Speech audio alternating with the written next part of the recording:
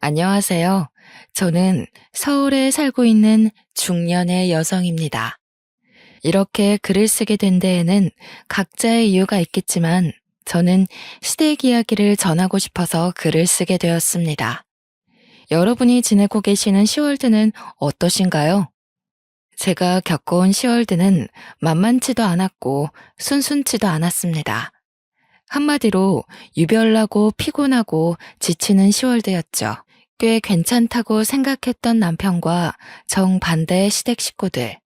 저는 이런 상황들을 결혼 도장을 찍고야 알게 되었습니다. 남편은 여우같이 어떤 내색 하나 없이 가족들이 다 평범하고 화목하다는 듯이 이야기를 했었는데 말이죠. 시댁은 왜 이렇게 저희들에게 시련을 안겨주는 걸까요? 곰곰이 생각을 한 지가 벌써 10년이 넘는데도 아직 답을 찾지 못했습니다. 혹시 답을 아시는 분이 계시다면 저에게 꼭 알려주시길 바랍니다. 제가 이런 상황이 펼쳐질지 처음부터 알았더라면 같은 선택을 하며 남편과 결혼을 했을까요? 저는 아닐 것 같습니다. 다른 선택을 했을 것만 같습니다. 그래서 저와 같은 결정을 내리지 말아달라는 부탁과도 같은 오늘의 사연입니다. 모두들 공감해 주시며 즐겁게 들어주시면 감사하겠습니다. 제 남편은 작은 중소기업에서 일을 시작했습니다. 저는 남편이 다니고 있던 회사에서 남편보다 조금 늦게 입사하게 되어 회사 격리를 했었죠. 저와 제 남편 모두 20대 초반부터 쭉 성실하게 일만 해왔습니다.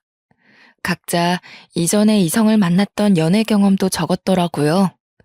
그랬던 저희 둘을 모두 알고 있던 회사 사람이 중간 다리를 놓아줬습니다. 그렇게 저희 둘은 처음으로 만남을 가지게 되었습니다. 사실 그렇게 만나서 결혼까지 하겠어? 하는 마음으로 가볍게 나갔던 자리였는데 어떻게 사람 관계라는 게 정말 한 치 앞도 알 수 없는 것 같습니다. 그렇게 부담스럽지 않은 마음으로 나가게 된 자리에서 미래를 약속하는 남편을 만나게 될 것이라고는 상상도 하지 못했기 때문이에요. 서로 큰 기대가 없이 회사 사람의 부탁으로 나갔던 자리에서 의외의 호감을 가지게 된 저희 둘은 그 다음 식사 자리를 약속하고 헤어지게 됐습니다. 그렇게 저희는 연애라고 하기에는 너무도 짧았던 몇 번의 만남과 데이트라고 하기에는 너무 소박했던 식사 자리를 가지며 서로에 대해 알아가게 되었죠. 대화를 나누어 볼수록 남편은 지극히 평범한 가정에서 살아온 사람이었어요.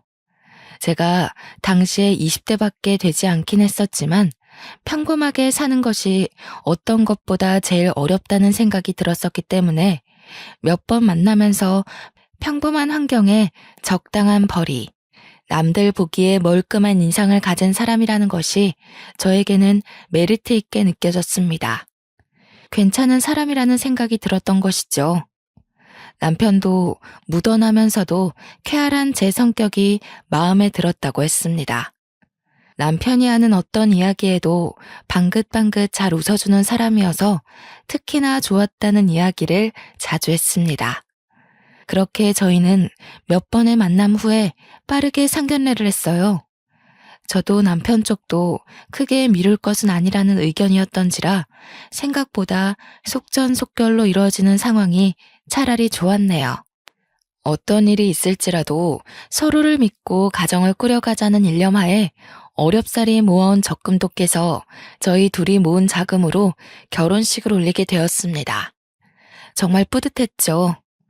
그리고 양가 부모님도 참 저희를 기특하고 대견하게 여기셨습니다.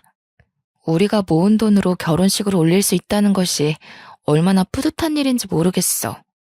내 주변 친구들만 봐도 각자 부모님께 손을 벌리는 일이 다반사더라고.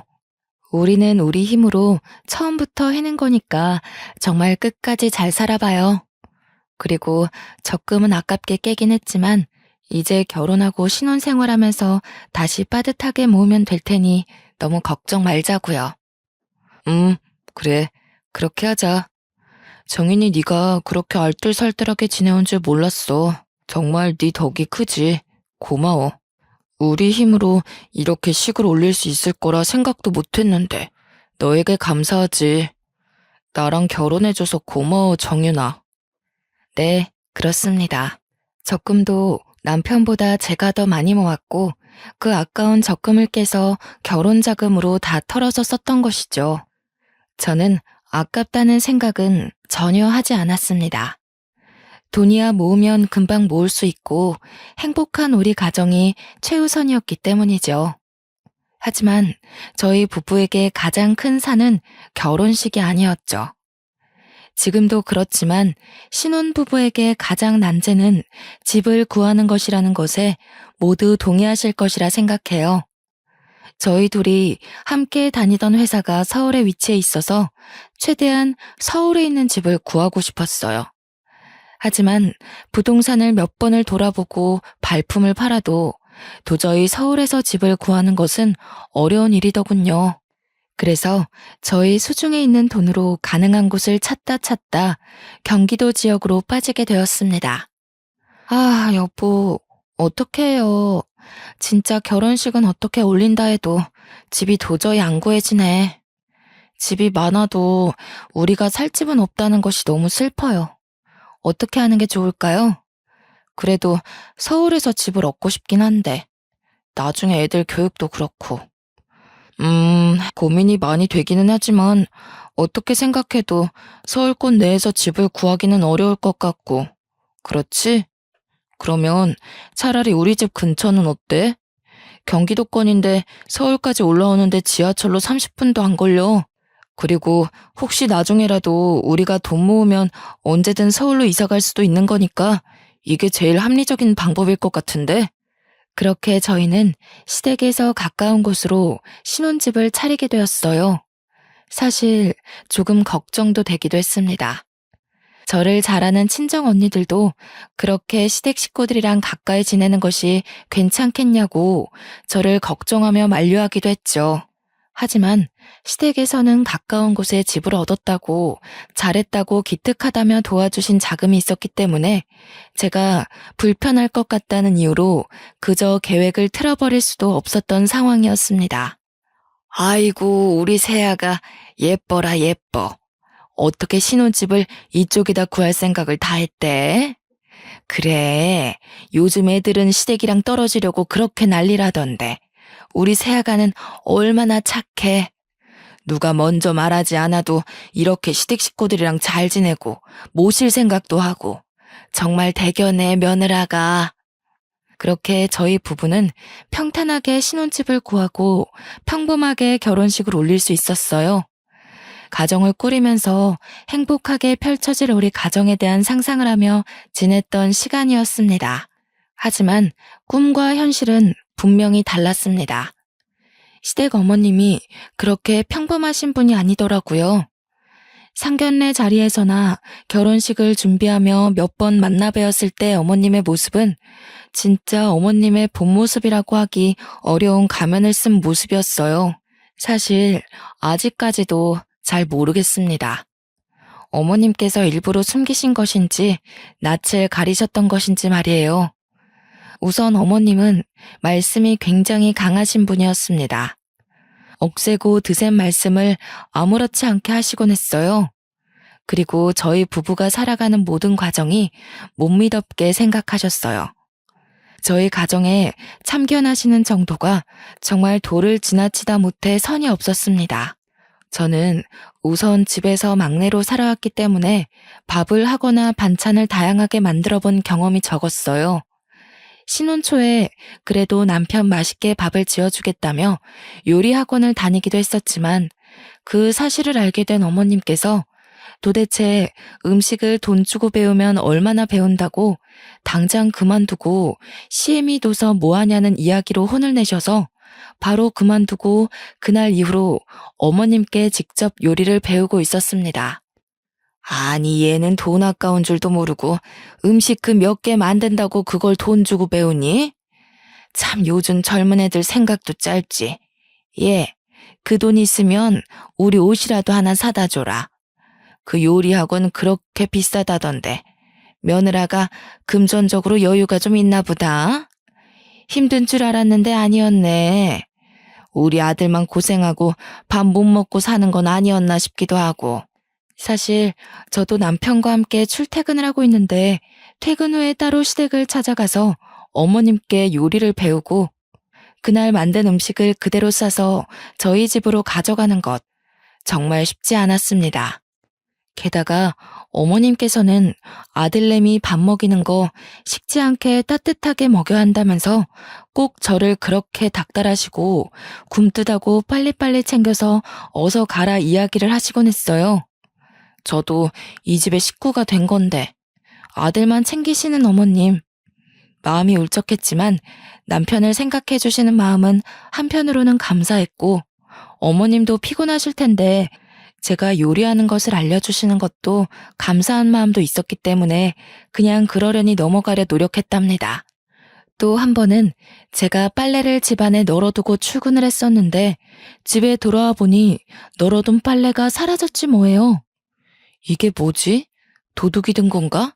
싶은 마음에 너무 놀라서 남편을 붙잡고 큰일 났다, 도둑이 들었나 보다 이야기를 하며 집을 차근차근 봤는데 없어진 것은 오직 빨랫감이었습니다.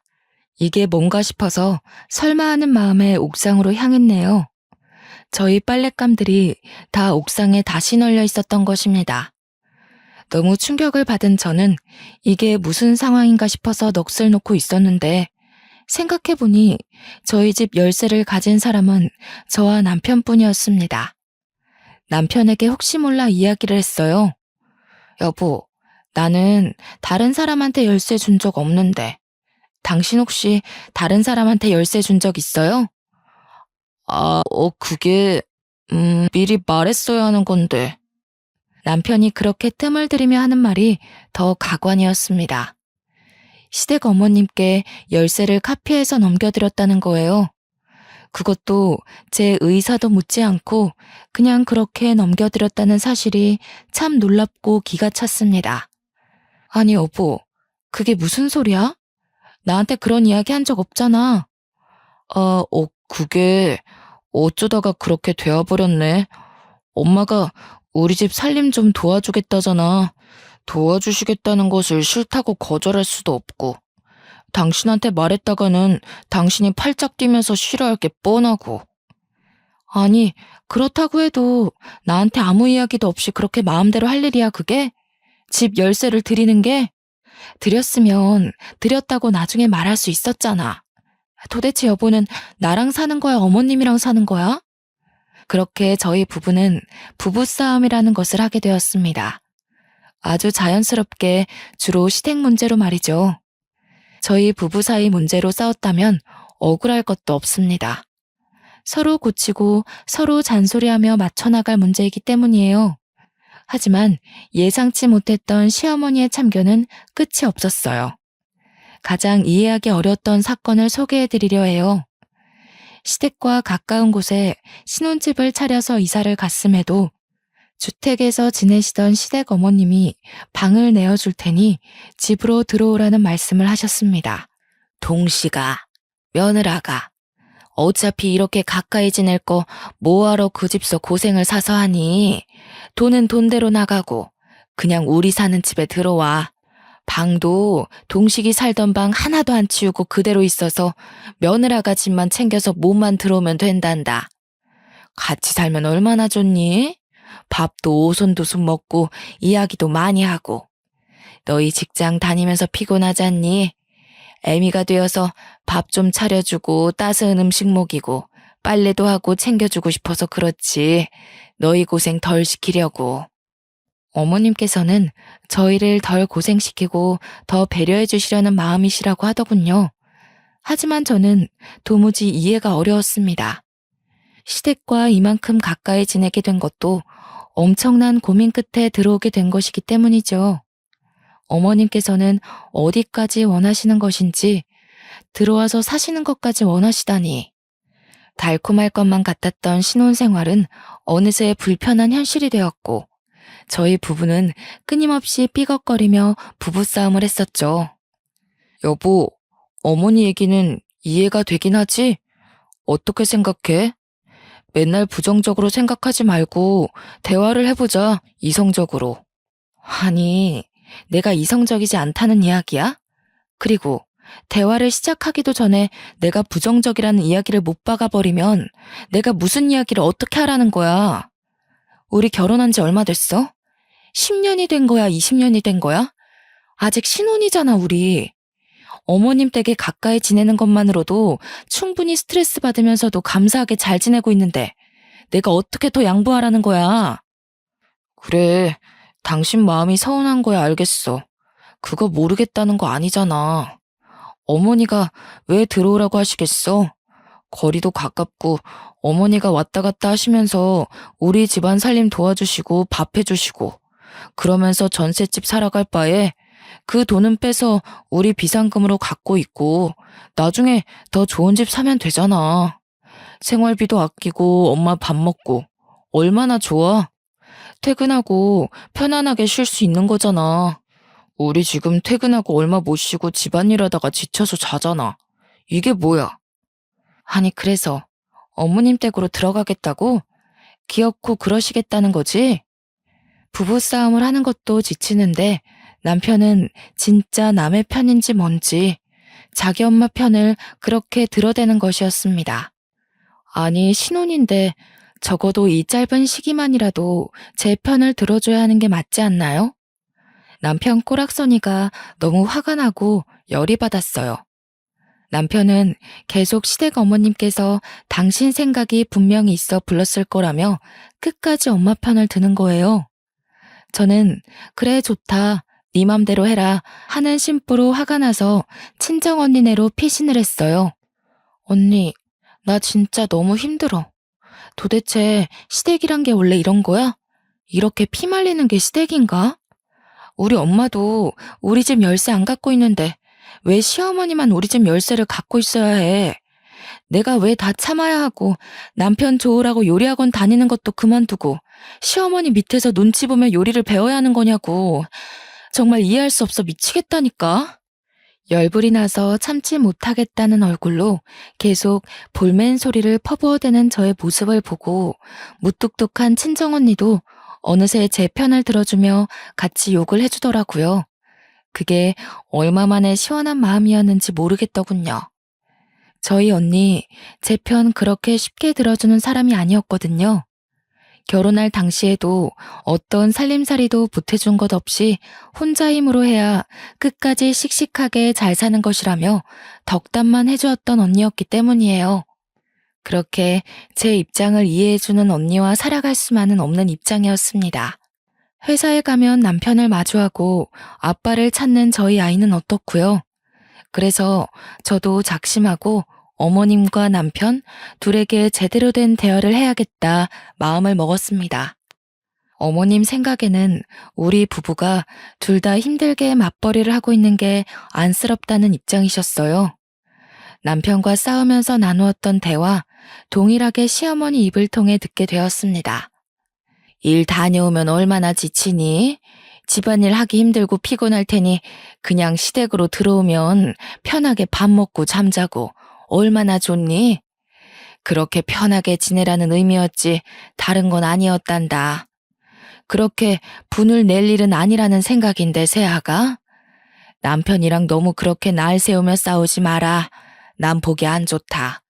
하지만 제 입장에서는 결혼한 지 얼마 안 되는 신혼에 곧 태어날지 모르는 아이가 생길 수 있는 것이기도 하고 시댁으로 들어가게 되면 어머님, 아버님 눈치를 볼 수밖에 없는 상황이었습니다.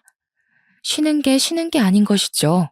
예를 들어서 주말에 몸이라도 편안하게 외식을 하러 간다고 해도 시부모님께서는 사치스럽다고 꾸중을 하시더군요. 어머머, 얘들 좀 봐. 집에서 다 해먹을 수 있는 음식들을 못하러 밖에 나가서 비싼 돈 주고 그걸 사먹니 사먹길. 다들 배짱도 어지간히 좋다. 니들 그 돈 다 모아봐라. 티끌 모아 태산이란 말 모르니? 아직 애기도 어린데 어떻게 그렇게 돈을 팍팍 쓰고 사냐 쓰고 살기는. 진짜 어려워봐야 아껴 쓰고 덜 쓰고 저축하지, 그치? 아직 멀었다, 너희 부부. 그런데 저희가 시댁에서 살아가면서 어디 마음 놓고 외식이라도 한 번을 할 수 있을까요? 그리고 어디라도 놀러 가려고 계획을 한다 해도 시댁에서 지내고 있는데 시부모님을 쏙 빼놓고 갈 수 있겠어요? 결국 시댁으로 들어가게 되면 어떤 일에도 시댁 식구 의견에 맞춰서 움직이게 될 수밖에 없다는 것을 저는 알고 있었습니다. 불보듯 뻔한 일이겠죠. 하지만 어머님과 남편은 참 짝짝꿍도 잘 맞죠. 그냥 시댁 집으로 저희가 들어가서 사는 것에 찬성을 했어요. 얼마나 어렵게 힘들게 전셋집을 겨우 구한 것인지 남편은 누구보다 잘할 텐데 이런 결정을 내릴 수 있는 걸까요? 우라통이 터지다 못해 눈물이 찔끔 나는 기분이었어요. 제 의견이라고는 들리지도 않는 듯 모두 묵살이 되어버리는 시댁 식구들이 정말 미웠습니다. 저는 이렇게 물러날 수 없었습니다. 남편이랑 시어머니께서 어떻게 생각한다 해도 안 될 일은 안 된다 싶은 마음이었습니다. 그래서 저는 당장은 절대 안 되고 우선 시간을 두고 지내보며 생각해보자는 의견을 내세웠어요. 저는 도저히 절대 용납이 안 되고 납득도 안 됩니다, 어머님. 저희가 어머님 댁에 찾아뵙지 않는 것도 아니고 살림을 그렇게까지 못나게 하는 것도 아니지 않나요? 밥도 잘해 먹고 빨래도 알아서 잘해요. 저희가 알지 못하는 어머님의 완고한 기준이 있으시다는 거 잘 알겠어요. 그렇지만 저희 부부는 저희 두 명이서 해결해야 하는 문제라고 생각해요. 어머님 댁으로 들어간다고 해서 피곤했던 게 안 피곤해지고 치우던 걸 안 치운다는 것은 말이 안 되는 것 같습니다. 어머님, 안 됩니다. 저는 당장엔 절대 못 들어갑니다. 같이 가야 하는 제가 이렇게 완강하게 반대 입장을 보이니 남편도 시어머니도 주춤하는 모습이 있었습니다. 제가 여태 한 번도 이렇게 강하게 시어머니께 반대 의견을 보였던 적이 없었기 때문이었겠죠. 그렇게 다행히도 제 뜻대로 시댁과 가까운 문제의 신혼집에서 생활을 몇 년간은 이어갈 수 있었어요. 바로 아이가 생겼기 때문입니다. 아이를 임신하고 출산하는 과정에서는 시부모님도 어쩌지 못하시고 이사와라 들어와라 같이 살자는 말씀이 전혀 없으시더군요. 저는 아이를 무사히 출산했습니다. 그리고 아이가 커가는 모습에 까르르 웃어주는 그 얼굴에 그간 받아왔던 스트레스도 단번에 풀렸어요. 저는 그렇게 아이를 바라보며 행복하게 살아갈 수 있을 거라 생각했었죠. 하지만 그렇게 강했던 어머님은 어디 가신 것이 아니었습니다. 어머님 친구분 중에 한 분이 다단계를 하신다는 것은 익히 들어와서 알고 있었던 사실이었습니다. 어머님과 굉장히 친했던 친구분이었는데 그 길로 빠졌다며 뒷이야기를 많이도 하셨기 때문에 알고 있었어요. 에이구, 그 바보 같은 순자. 나랑 국민학교 같이 다닐 때부터 그렇게 바보 같은 구석이 있었는데 나 이럴 줄 알았다니까. 다단계 빠졌다는 얘기는 애초에 했었지? 그래, 그거 말고 또 하나 더 시작했다네. 바보 천치도 그런 바보 천치가 없어요. 인생 그렇게 낭비하지 말라고 그렇게 말려도 애가 말을 들어야지. 원참. 지 인생 그렇게 쉽게 말아먹는 것도 능력이다, 능력이야. 난 그냥 손들라고. 순자, 내가 아무리 뭐라 해도 안 들어. 그렇게 순자라는 친구분 욕을 많이 하셨던 시어머니셨죠. 하지만 한순간 태도가 180도 바뀌시더라고요. 사람이 그럴 수 있나 싶을 정도였습니다. 어머님이 어느 순간 다단계에 빠지셨던 것이었습니다. 친구분 중에 순자라고 하시는 분이 새로 시작했다고 하는 그 사업에 같이 뛰어드셨던 것이었습니다. 하지만 어머님께서는 그 일이 다단계라는 사실을 전혀 인식하지 못하셨죠. 아니, 내가 그렇게 순자 욕을 했었는데 내가 미쳤었지. 순자 좋은 일 하고 있더라고. 무슨 사회공헌? 그런 것도 하고 돈을 겁나게 쓸어 모으던데 알고 보니 누이 좋고 매부 좋은 그런 일을 하고 있더라고. 나도 돈 벌고 순자도 돈 벌고 같이 돈 벌고 같이 부자 되는 그런 일이었어. 진짜 내가 멍청했지.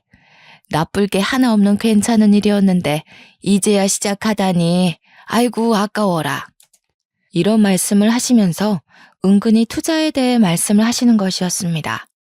시작은 이미 하셨는데 더 나은 투자를 받아서 파일을 키우고 제대로 해보고 싶으시다는 것이었습니다.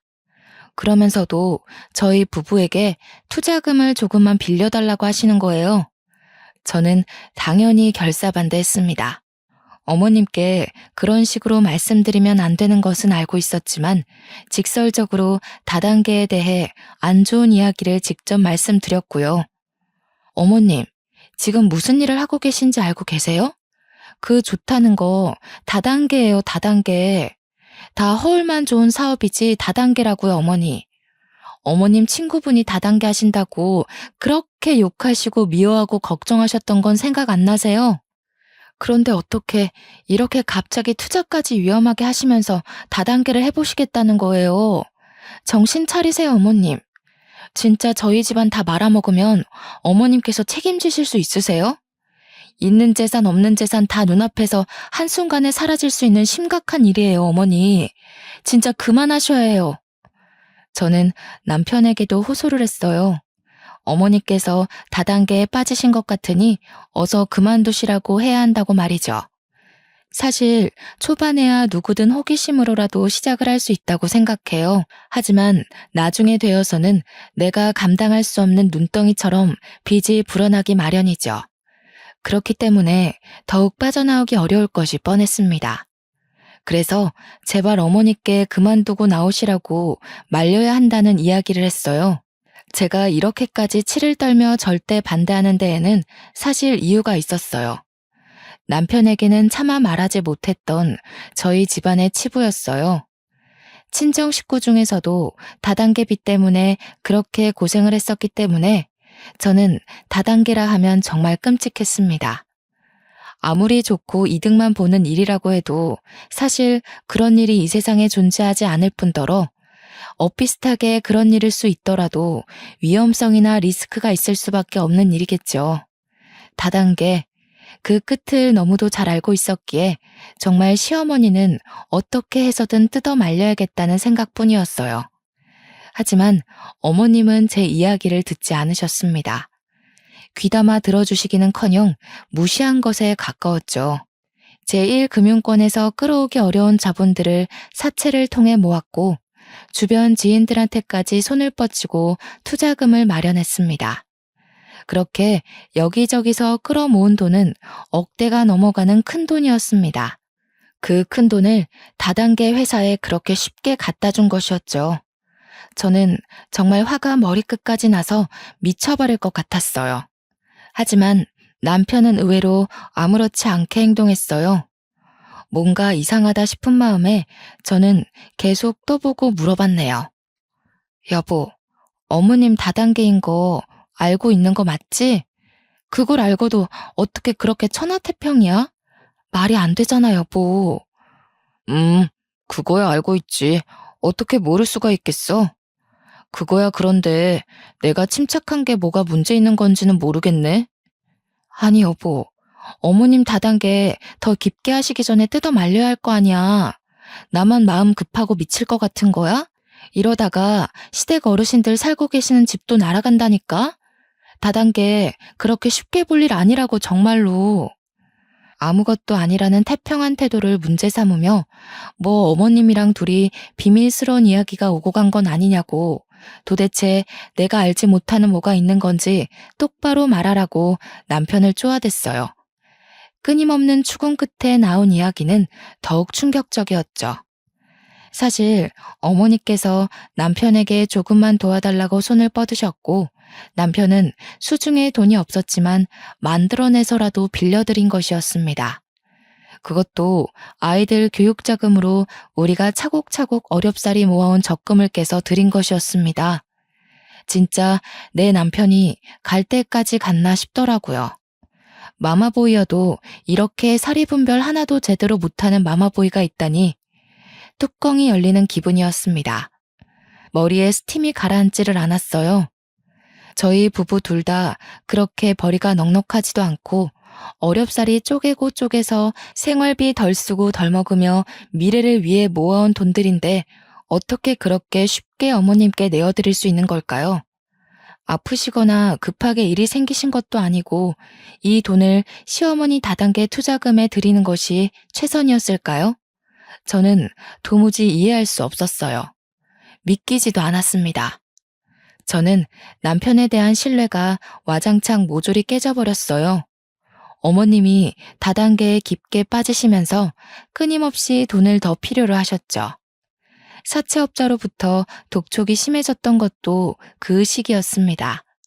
그러다가 저희 부부에게까지도 사채업자가 쫓아와서 돈 갚으라고 난리치는 상황이 벌어지게 되었습니다. 저희 아이들에게만큼은 이런 모습을 정말 보이고 싶지 않았던 것인데 말이죠. 아이들도 상황을 알아버리게 되었고 뭐가 뭔지 알지도 못하면서 싸늘하고 차가운 분위기에 험악한 아저씨들이 소리를 꽥꽥 질러대는 통에 아이들은 그저 자지러지게 울더군요. 제가 걱정을 했던 일이 터지게 되었어요. 결국 사채업자 빚을 감당하지 못하고 시댁 어르신 집이 경매로 넘어가게 된 것이었습니다. 저희 부부를 그렇게 그 집에 들어와서 살라고 하셨는데 그렇게 쉽게 그 집을 넘기게 될 줄은 몰랐습니다. 시댁 쪽도 그렇게 부유하지 못해서 사실 가진 재산이라고는 그 주택 하나였던 것으로 알고 있었는데 그렇게 팔렸으니 정말 시부모님께 남은 거라고는 저희 부부밖에 없었습니다. 다른 자식들은 도대체 뭐하고 있냐 궁금해하실 것 같아서 말씀을 드려볼게요. 저희 남편은 두 형제 중에 첫째입니다. 그래서 시부모님께서 싸고 들고 같이 살기를 원하셨던 것이었고요. 그리고 막내 동생은 대학교를 나오지 않고 노래로 성공하겠다며 배짱이처럼 노래만 부르며 지내는 중입니다. 돈이라는 것을 자기 힘으로 벌어본 경험이라고는 없는 분이었죠. 그렇게 시부모님께 붙어서 생활비 아끼며 살아갔던 것이었습니다. 상황이 이렇기 때문에 시부모님이 기대실 곳이라고는 저희 집뿐이었던 것이죠. 하지만 저희 집이라고 녹록치 않은 상황이었습니다.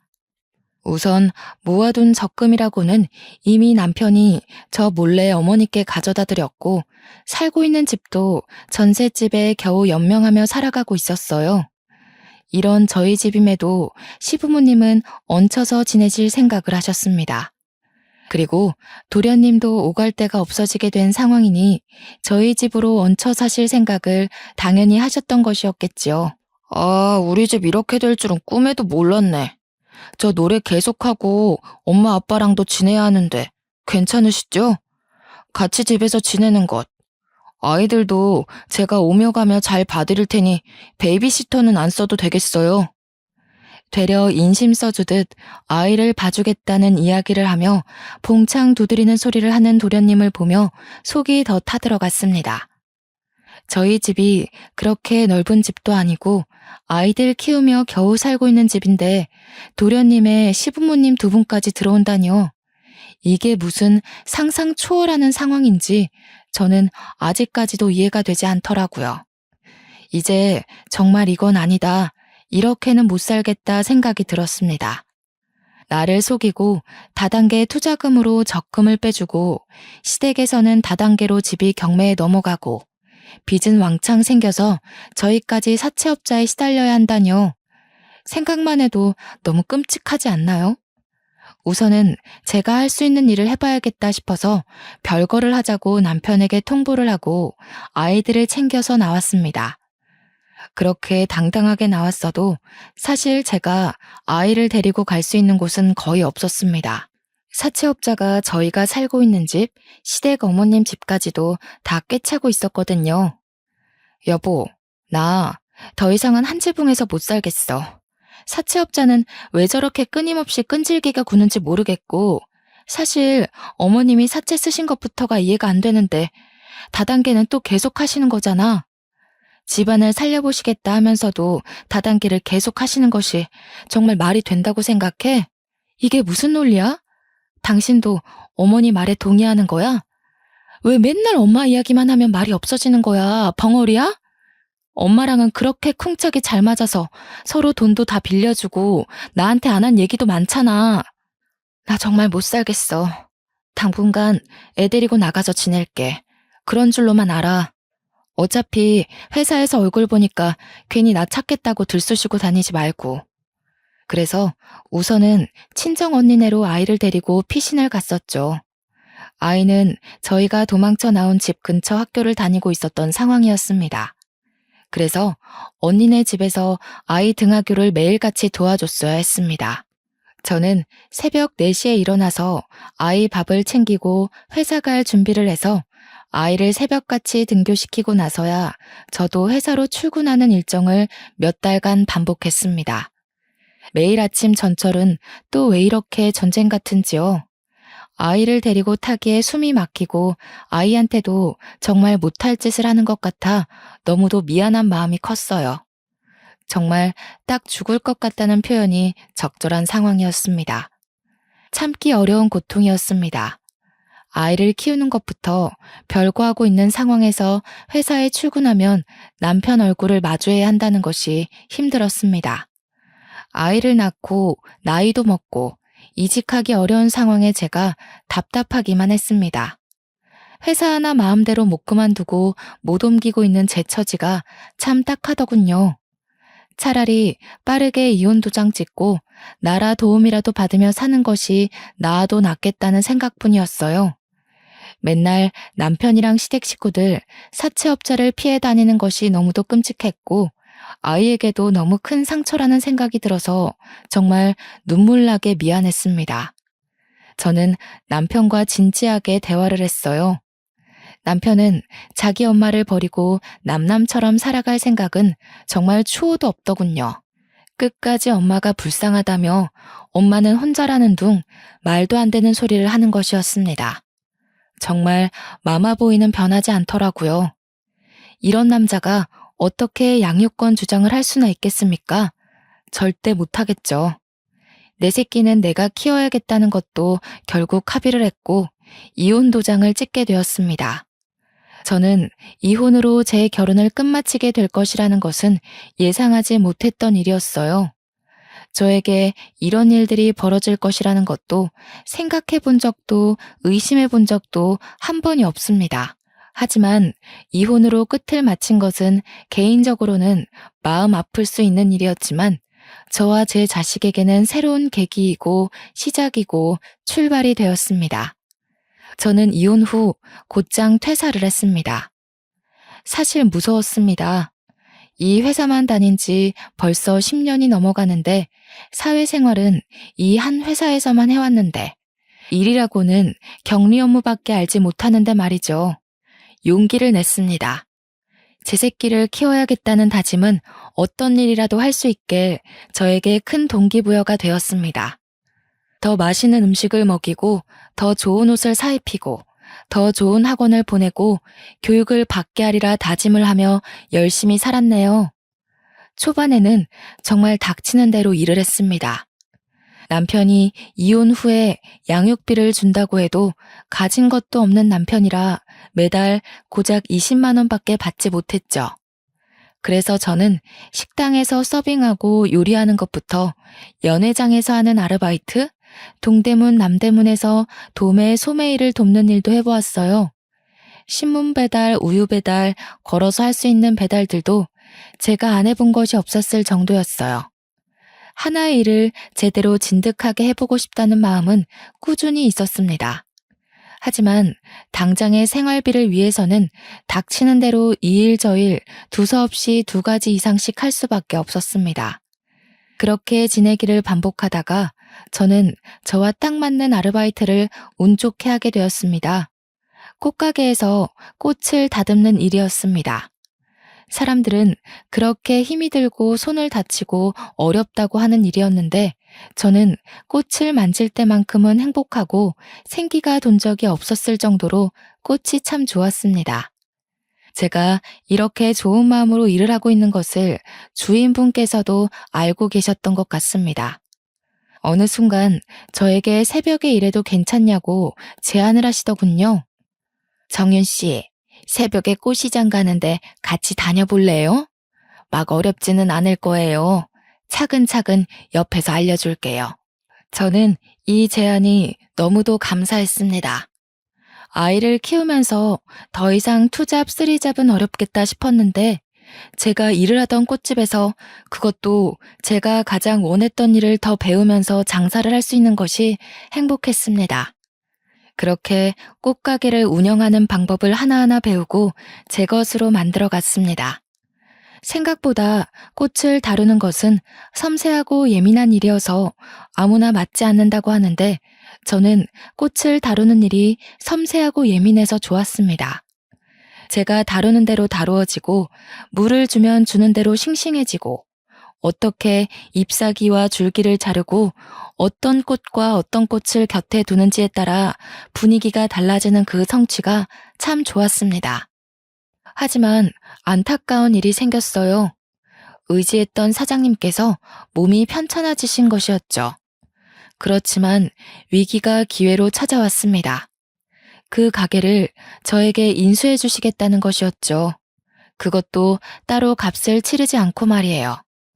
제가 지극정성으로 가게를 운영하고 아르바이트라고는 하지만 누구보다 열심을 내는 모습과 새벽에 어떤 일이 있어도 늦지 않고 일을 함께 해준 것이 고맙다며 저에게 가게를 맡기시듯 넘기신 것이었습니다. 저는 너무도 얼떨떨하고 몸이 아프신데 이렇게 넘겨주셔도 괜찮나 사장님이 걱정이 되었어요. 하지만 사장님은 이미 노후 자금도 넉넉히 챙겨두셨고 자식들도 자기 밥벌이하고 보험도 꽤 괜찮게 들어둬서 현재로서는 걱정이 크게 없다고 하시더군요.